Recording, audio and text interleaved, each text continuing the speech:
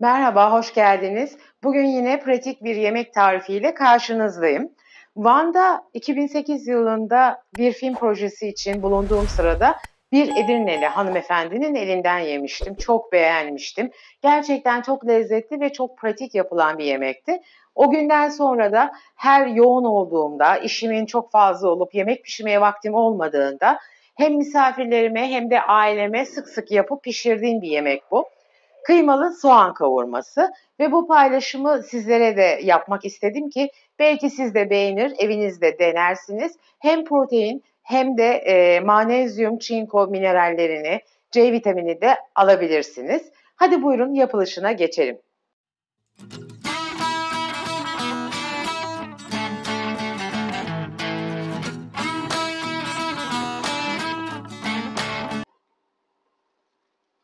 Bir demet taze soğanım var. Taze soğanlarımı güzelce yıkadım, kuruladım.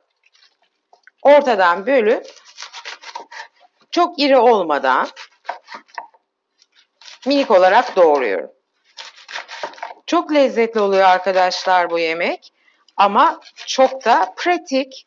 Hemen 2 dakika işten geldikten sonra bekar beyler, hanımlar herkes bu yemeği yapabilir ve inanılmaz da bir lezzet, keyif alıyorlar. Aynı zamanda da sağlıklı oluyor.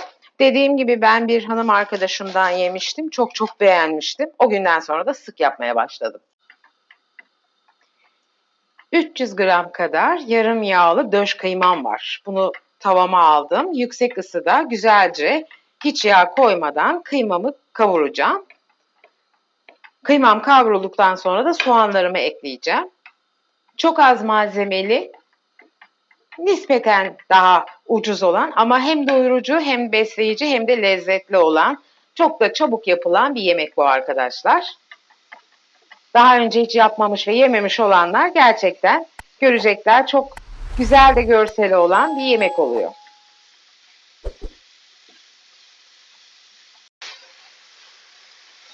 Kıymam güzelce kavruldu arkadaşlar. Bir yarım bardak kadar su ilave ediyorum. Ve kıymamın bu suyu çekmesini sağlıyorum. En son suyu çektikten sonra da baharatımı ve soğanımı koyacağım.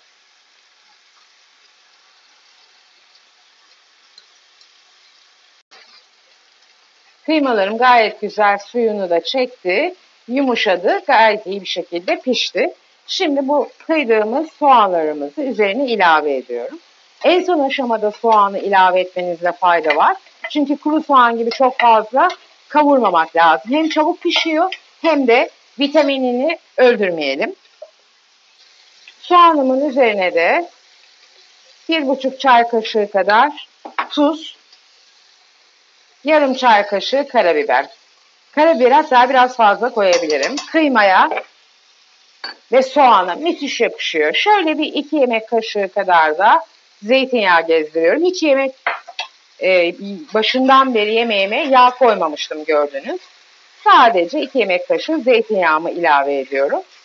Şimdi soğanım ve baharatlarımla birlikte kıymamı biraz daha kavuruyorum. Altını kısacağım. 2 dakika demlendireceğim. Yemeğim hazır olmuş olacak. Gördüğünüz gibi toplamda 10 dakika bile sürmüyor bu yemeğin hazırlanması. Ama yapıp deneyip yemeniz lazım. Muhteşem bir lezzet. Saatlerce uğraşılmış, yapılmış bir tat. Yapılmış gibi bir tat. Zannedersiniz ki böyle tantuni vari müthiş bir lezzet. Çünkü taze soğan kavurması çok lezzetli olur. Yapanlar bilir. Çünkü taze soğanla omlet de yapılır, kavurma da yapılır. Kıyma ile birlikte birleştiğinde de gerçekten tam bir tantuni tadında muhteşem bir şey oluyor. Tavsiye ediyorum. Malzemeniz varsa en kısa sürede deneyin. Bana hak vereceksiniz arkadaşlar. Bu arada beni şimdiye kadar, buraya kadar izlediğiniz için size çok çok teşekkür ediyorum.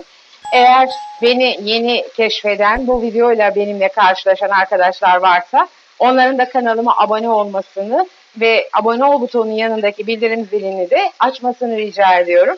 Her paylaştığımız yeni videolar ilk paylaştığımızda hemen size bildirilir ve video tariflerimizi de kaçırmamış olursunuz. Aynı zamanda bana da destek olmuş olursunuz beğenileriniz ve yorumlarınızla da. Sizlere şimdiden çok çok teşekkür ediyorum beni izlediğiniz için de. Daha paylaşacağım çok güzel tariflerim var. Yeni abone olan arkadaşlara da rica ediyorum. Yüzlerce tarifim var. Tatlılardan salatalara, kebaplardan et yemeklerine, hamur işlerine kadar, kekler, poğaçalar, kurabiyeler. Aradıkları her türlü tarifi bulabilirler. Sizlere faydalı olmak için hiç yemek yapmamış genç kızlarımız, genç delikanlılarımız, bekar hanımlarımız, bekar beylerimiz için herkese uygun, her damak tadına uygun hem dünya mutfağından hem de Türk mutfağından çeşitli karışık tariflerim var. Tavsiye ediyorum. Umarım izlersiniz.